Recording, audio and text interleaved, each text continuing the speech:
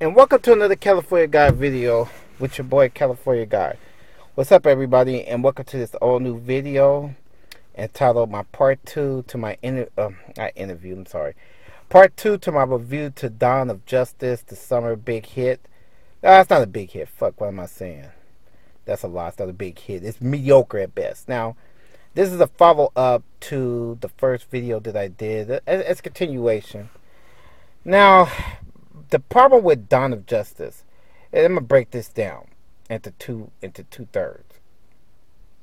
Dawn of Justice started off as it's basically an accident because when they made Man of Steel, it had a lot of holes in it. It had a lot of flaws, a lot of holes.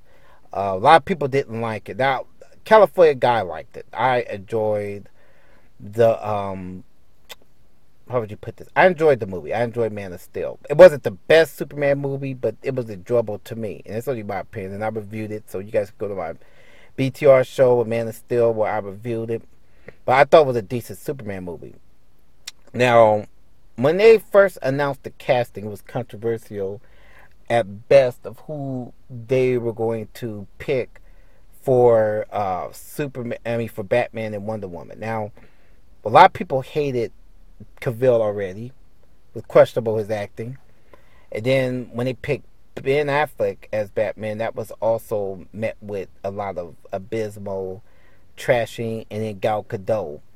And so, this movie was a clusterfuck at best. The Batman scenes, again, like I said in the first video, was on point.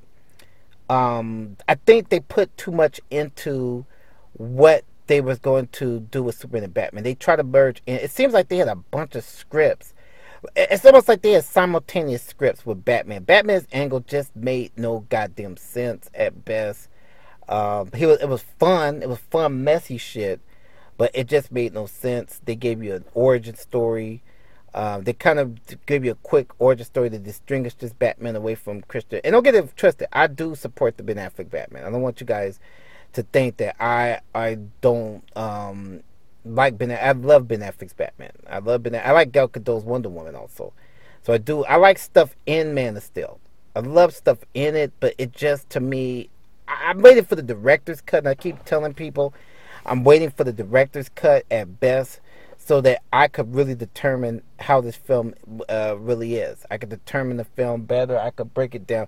I give the movie a B, though. It's not horrible like what critics are saying and comic book fans. I give it a B. It was still good to me. I liked a lot of things in the movie, but I thought they could have did better.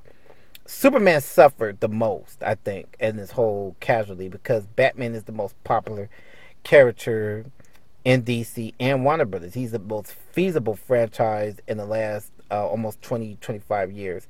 I remember a time when Superman was the dominant character in the DCU. He was dominant.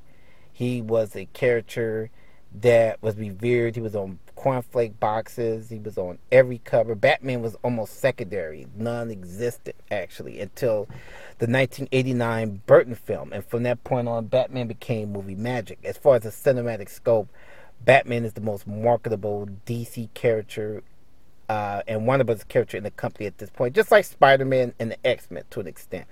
Spider-Man and X-Men are the most marketable characters at Marvel, even though you have the Marvel Cinematic Universe and you have Iron Man. I have to say this though. Marvel was able to squeak out Iron Man and Captain America also, but at the end of the day, it's always been Spider-Man. He's always been the most marketable one out of all of them. His merchandise, and I say this, I know people may get mad, but merchandise sales. He has the most cartoons, the most merchandise, the most everything, and it comes out of Spider-Man. So Batman and Spider-Man is pretty much the same length. Superman suffered because DC got complacent when it came to his films. The end of Superman, to me, and this is just my opinion, was Superman 3. Superman 3, really 2, but I would say Superman 3, and Warner Brothers just totally fucked up the franchise. Now, they tried different angles with Superman. They tried to do Superboy, which was a spinoff. They had Supergirl back in the 80s. It was a failure, two failure projects. Then they had Lois and Clark, which I liked. I liked at the time anyway. But it was a failure project at the same time. And Smallville revitalized the character, but then DC didn't know how to capitalize on the success of Superman. That's the basis of this video, is Superman. And so I'm trying to think of ideals to reinvigorate Superman. Now, this is me. I think they should make another Superman movie. I think they should do it with Cavill, a third movie, and just to test the waters and see if it could make money. Do a hardcore Superman movie with Brainiac and have a threat from Metropolis again. Now, I know that DC's not going to do it because the way they set their storylines is really pro-Justice League and the matter of Superman coming back. But Superman has been a failed character for years. The comic books, and I've been reading Superman comic books for about 22 years. Since, when did I start reading Superman? Let me go back a page. I've been reading Superman since my first official time buying the book straight through was in 1992. Was the first time I really started buying Superman books. I was in the 6th grade, and I was 12 and 11, and I used my first money because I used to work for my parents' business, and I used my change to buy Superman books, and I bought my first couple of issues along with Batman. Actually, it was Superman Robin team-ups, and it led to the death of Superman. Was the first major, actually that's the first major story arc that I've had of Superman, the first story arc. So that was the first time I even bought a major, and I was reading Marvel books in 91. I was reading DuckTales and all that. So from that point on, I've been collecting Superman comics for almost 20 years. I don't know the exact date, so I remember reading that. I've read various runs of Superman, Dan Jurgens, Jeff Johns, John Byron, Marv Wolfman, and there's others I can't think of right now off the top of my head. George Perez has even done some artwork for Superman. And I've been reading Superman very much consistently for almost 20 years. Now, I've read Superman up until 52, which a lot of the movie took a lot of stuff from the 52 Superman. But comic book wise, Superman wasn't able to pick up steam in his own books. Batman was able to transcend that. That's where you have your difference at. In the way, this movie was a battle of the franchises, basically, like which franchise was superior. And basically, Batman franchise proved to be the superior. That's why they had the ending with Batman beating Superman. But Superman comic books kind of suffered. They had the death of Superman, the reign of Superman, and then the return of Superman, which I got all those. Then you had stories about Metropolis, and they just never really went further with the character like they were supposed to. You had the marriage of Superman, which was poorly written at the time, and they never had the best writers for him. I think Superman comic books suffered because of writers. All the good writers were Batman fans. All the best artists were Batman fans. So they wanted to draw that particular character. Superman, they used Superman to draw Batman at times.